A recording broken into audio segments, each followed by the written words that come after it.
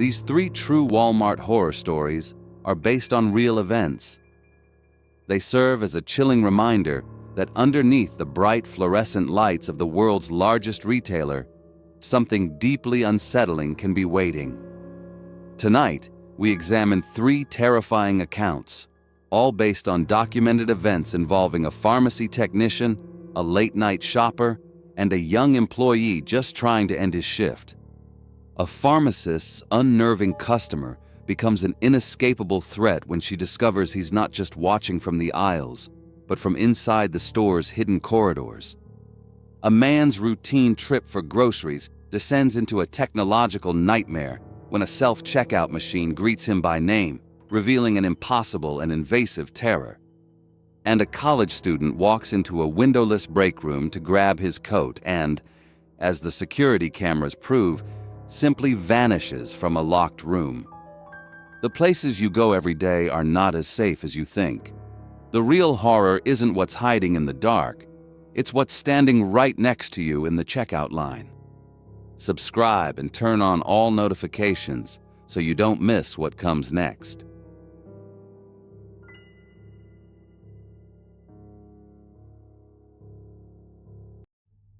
Fiona's job was about being right. In a pharmacy, there's no room for error. Every pill had to be counted, every label printed perfectly, every instruction made clear.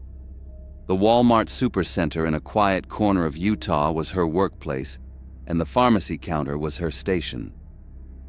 At 2 in the morning, the store was a giant, silent box.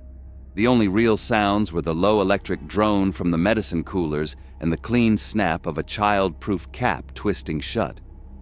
Most nights, the only customers were truckers grabbing something for the road or parents with a sick kid. They'd be in and out, barely a word exchanged. Now and then, you might hear the distant rattle of a stocking cart from the grocery aisles, but that was about it. Fiona was a professional. She was good at her job because she paid attention, kept her station clean, and didn't get rattled. She liked the night shift. It was simple. But then a man started showing up and messing with that simplicity. Fiona started calling him the repeater in her head. He was a plain-looking guy, the kind of person you'd forget as soon as they walked away. But his routine was impossible to forget. He came to her counter every 2 hours on the dot. He always asked for the same common over-the-counter medicine. He'd pay with exact change, say a quiet thank you, and leave. He never bought anything else, just the one item from her every 2 hours. When he spoke, he'd look right at her, holding her eyes just a second longer than was normal.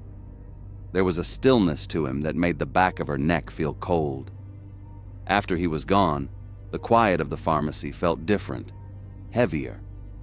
The first few times she wrote it off, but after a week, it was a pattern. After 2 weeks, it was a clock. She mentioned it to Marco, one of the night stalkers. He just shrugged. Probably works nearby.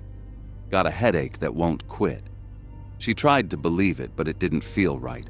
His timing was too perfect. One night, he broke the routine.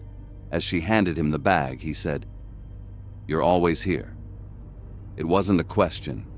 It was a statement. Fiona just nodded, forcing a tight smile. "It's my job," she said. The rest of that shift, she found herself glancing at the dark aisles more often than she looked at her computer screen. She started making sure the door to the pharmacy's back room was locked, even during her shift. The feeling of being watched got worse. She started altering her own habits. She'd eat her lunch in the cramped back office instead of the main break room. When her shift ended at dawn, she'd wait until the security guard was near the front before she walked to her car. One night, the store was dead quiet. The kind of quiet that makes your own breathing sound loud. The repeater had made his 2 a.m. purchase and left. As she was organizing bottles on a shelf, the feeling that a pair of eyes was locked on her back was so strong she had to stop. Fiona turned and scanned the empty, shadowed aisles. Nothing but long rows of cereal boxes and cleaning supplies. A sound cut through the silence. It was a faint squeak of metal, like an old hinge on a door that needed oil.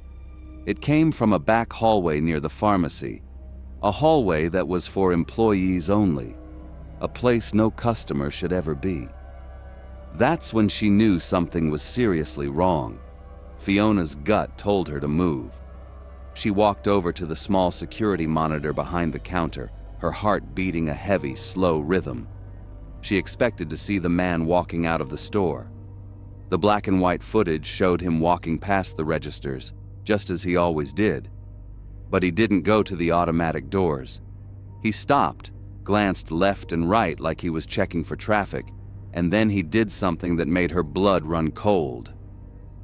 He pulled open a small, unmarked utility door and slipped into the staff-only corridor.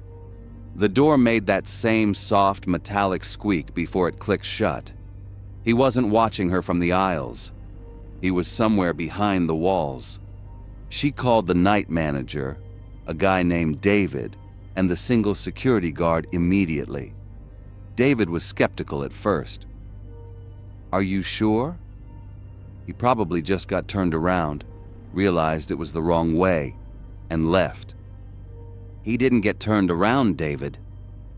He looked. He knew where he was going, Fiona insisted, her voice tight. The three of them started a search of the staff areas, their footsteps echoing too loudly in the concrete hallways. They checked break rooms, supply closets, and the cavernous stockroom. Fiona, with her eye for detail, started noticing things that were out of place. A mop handle leaning at a different angle than it was an hour ago. A small crumpled candy wrapper tucked into a corner where no employee would have left it. On a dusty utility pipe running along the ceiling, there was a clean smudge, like a hand had recently braced against it. The signs were small, but they were clear. He was still in the building, hiding. Fiona had an idea. "The main cameras," she said. "Let's check the store footage from the whole day." They went to the security office. As the guard rewound the hours of footage, the real story unfolded. It was worse than they imagined. He hadn't just slipped into the back. The footage showed him inside the store for over 12 hours. He moved like a predator, using the store's layout to his advantage. He would duck behind a tall pallet of dog food when a stalker came down the aisle. He would stand perfectly still in the shadow of a clothing rack while the security guard made his rounds, passing just feet away. He had been there all day, a ghost hiding in plain sight. The search ended not with a bang, but with a quiet, sickening discovery. They finally found him in a small utility closet at the end of a dark corridor. When they opened the door, he was just standing there. He didn't run or fight. He was completely calm, his face empty of any expression. The air in the closet smelled strange, a mix of something sweet like vanilla and old sweat. He was holding a worn canvas bag. When the police looked inside the bag, they understood the real nature of the threat. There was a bottle of expired pills. There was a picture of Fiona, cut from a local newspaper article from a year ago when the pharmacy had won an award.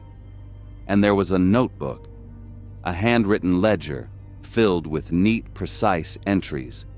It contained the names of pharmacy customers, their addresses, the medications they took, and detailed notes on their daily routines. Fiona's name was on the very first page. Her work schedule, her break times, even the car she drove, it was all there, logged with chilling accuracy. The investigation would later reveal more ledgers in his car, detailing the lives of people from pharmacies across 3 states. The police took him away, and for a moment, there was relief. But that relief soured and went away. The man was gone, but he left something behind that could never be removed. A new set of rules. The next week, a corporate memo came down. A new security protocol for all overnight shifts. The utility door he'd use now had a keypad lock. The security guard was required to do a full sweep of all staff-only areas at the start and end of every shift, signing a checklist to prove it. It was no longer permissible for any employee to walk to their car alone in the dark. They had to be escorted by security. Fiona's fear hadn't just stayed with her. It had been absorbed into the building itself, written into the company's official procedure. It became a permanent, mandatory part of the job, a quiet, nightly reminder that the walls weren't as solid as they looked.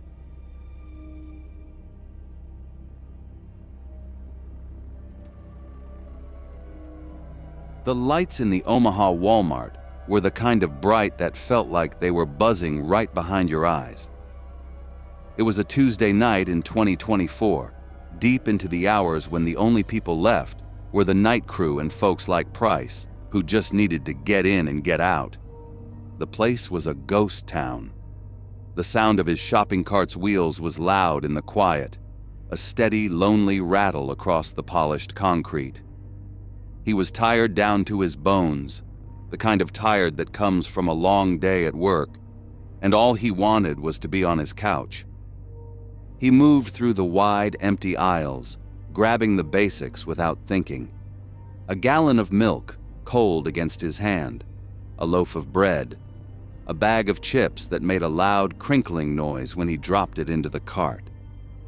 The real reason he was there, though, was in the electronics section, a new video game he'd paid for months ago.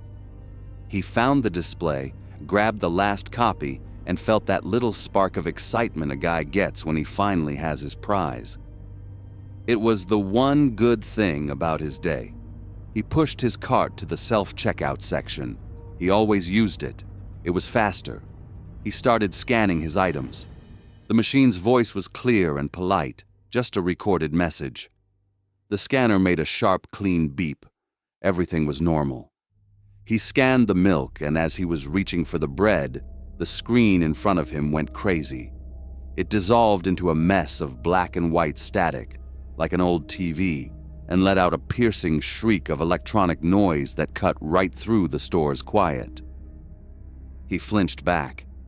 Just as fast as it started, it stopped. The screen was back. The familiar blue background returned. But the recorded voice was gone.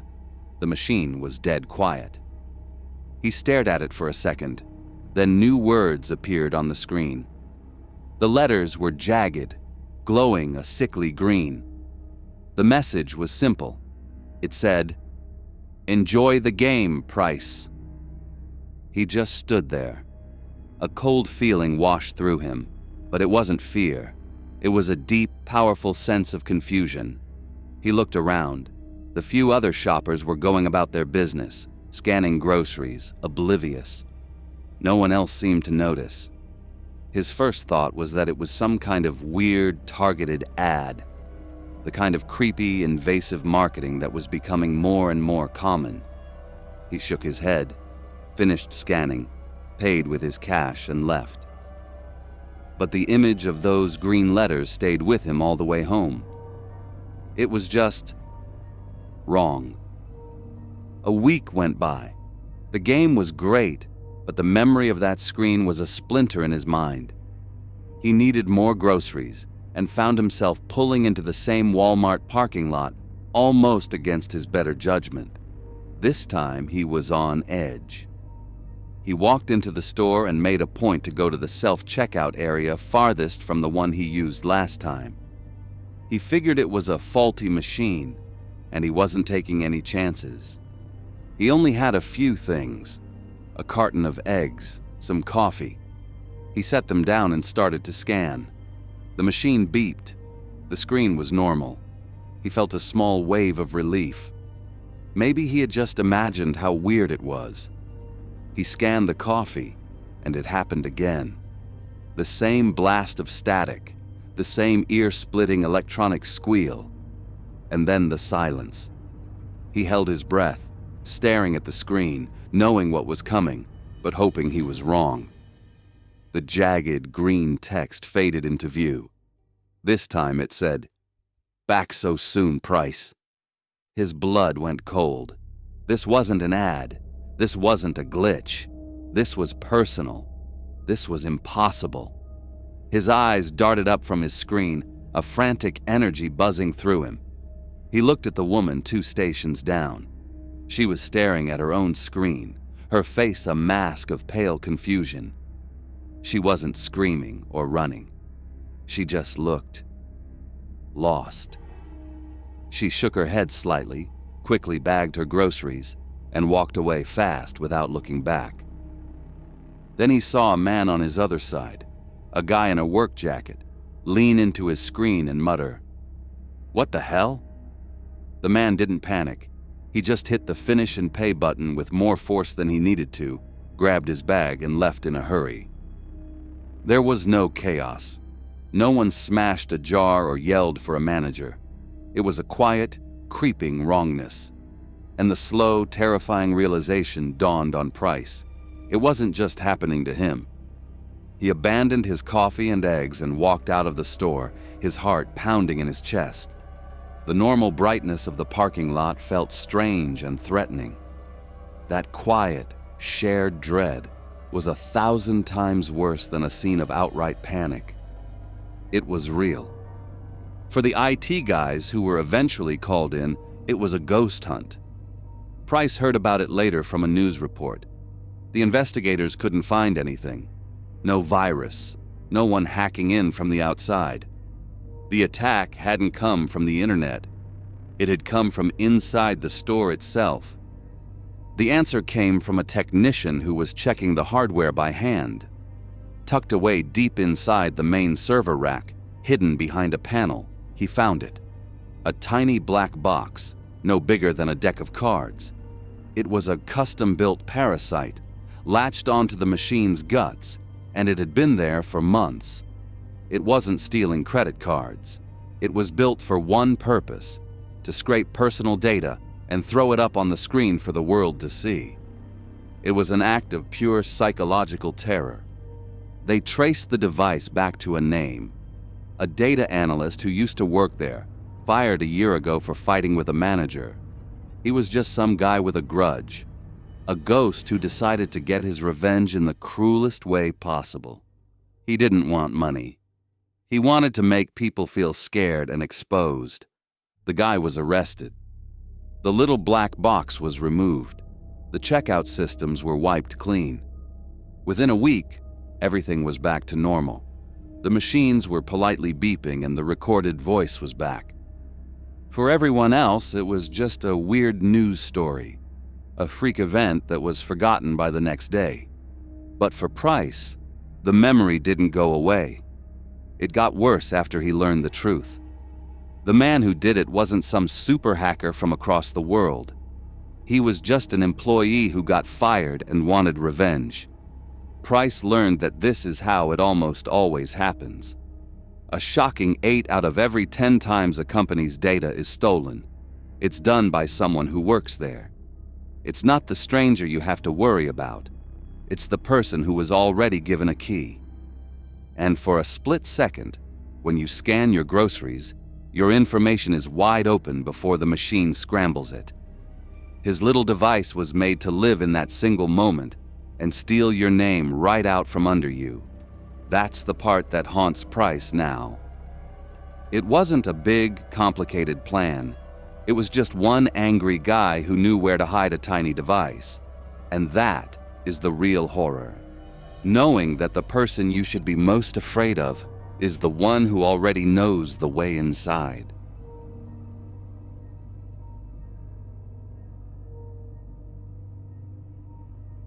Big overhead lights in a superstore create a steady, low buzz, a sound that just fades into the background after a while. This was the world for the night crew at a Walmart in Michigan.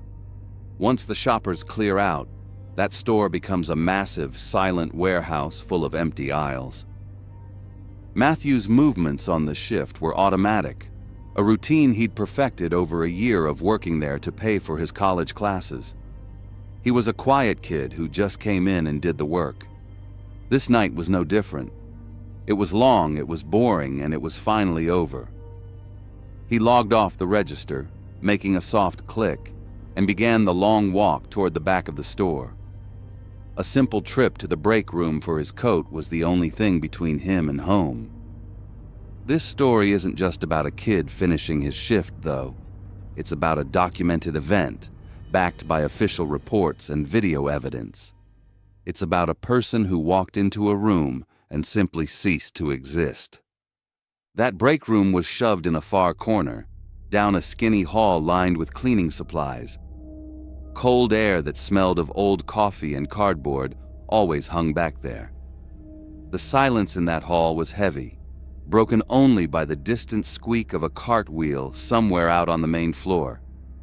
Its door was heavy steel with a push bar, no windows.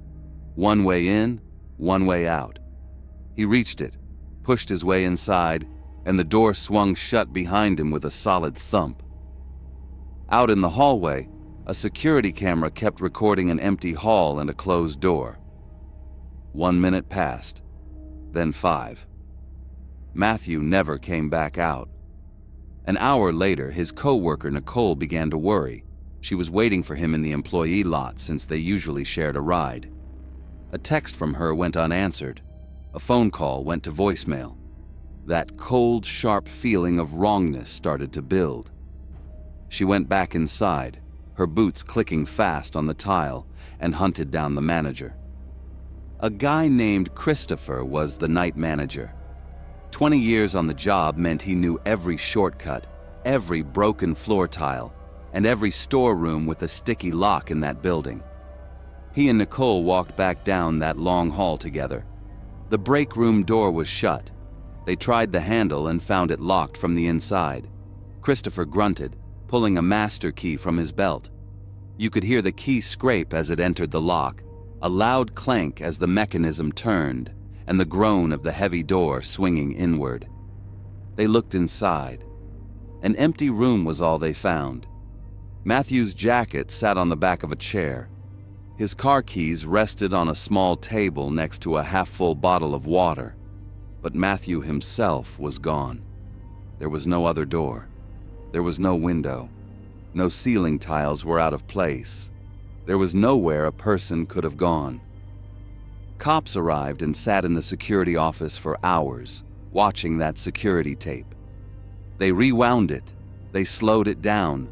They watched it frame by frame. Video footage was perfectly clear. Matthew walks into the room. A door closes. He never comes out. No flash of light, no noise, no glitch in the footage. He was there, and then he was gone. Investigators had nothing. Local news mentioned the story for a day, and then it was forgotten. His case was put into a file cabinet, officially labeled an unexplained disappearance. 3 days later, Nicole walked to her car after a shift, still feeling hollowed out by what happened to her friend. She was crossing the dark parking lot when she saw it, parked in the furthest, darkest corner. It was Matthew's old sedan. Its windows were fogged up from the inside. A passenger door was open just a crack. Pure dread hit her. She should have called the police, but she had to see for herself. She walked toward the car, her own breathing loud and heavy in her ears. Peering through the driver's side window, she saw him. Matthew was just sitting there, slumped against the steering wheel. He was alive, but not okay. His eyes were wide open, but they were vacant, seeing nothing. When paramedics and police arrived, they found no evidence of foul play. Car doors were locked from the inside, no sign of a struggle. It was as if he had simply been placed back there. Doctors at the hospital were baffled. Matthew had zero memory of the last 3 days. It was a complete blank. His memory stopped the second he pushed open that break room door. All they found were strange marks on his arms, a row of small, perfect circles, like they were made by a machine. They weren't cuts or bruises. Doctors had no explanation for them. All that remains is the official record of an impossible event. The reports and the video footage show a person can be here 1 second and gone the next, from a locked room, with no explanation at all. That break room is still there. Employees still use it every night. You have to wonder, in a place where the rules of the world just stopped working for a few minutes, when will they stop working again?